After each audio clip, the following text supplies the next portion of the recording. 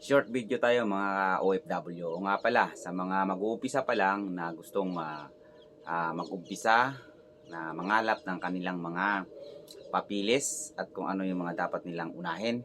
Unahin nyo po yung passport nyo.